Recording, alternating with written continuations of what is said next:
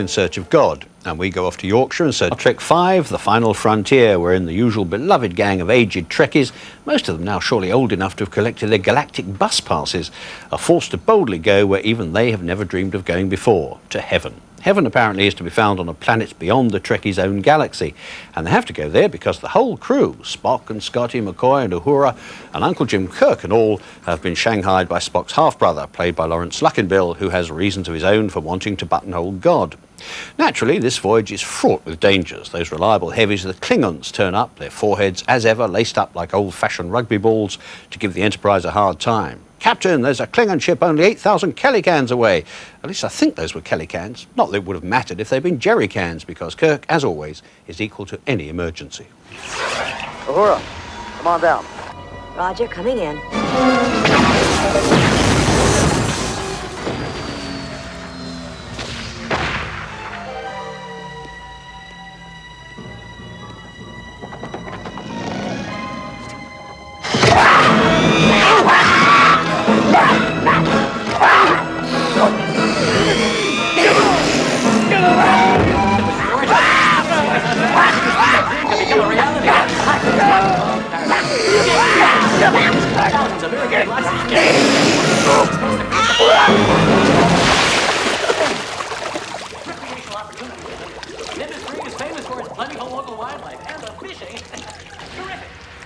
Easy financing through Federation Federal can put you and your own home on the jewel of glass and planets. Thank God.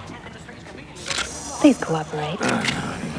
Would you mind handing over your weapons? So, what are you waiting for? Beam on down!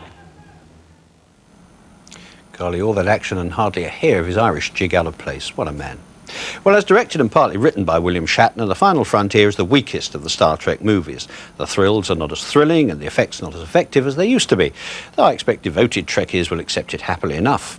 The biggest shaker in the movie, though, is the sight of the beautiful but now rather matronly Uhura, played by Nichelle Nichols, doing a fan dance. That she does it nicely is not the point. You don't want to see her do it at all, just as you don't want to see your favourite auntie singing bawdy songs in the public bar.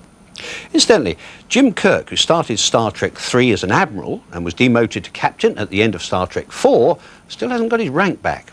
I think there should be a campaign to get Jim promoted again before the poor old chap has to retire on a captain's pension. And on that note, we end tonight's proceedings.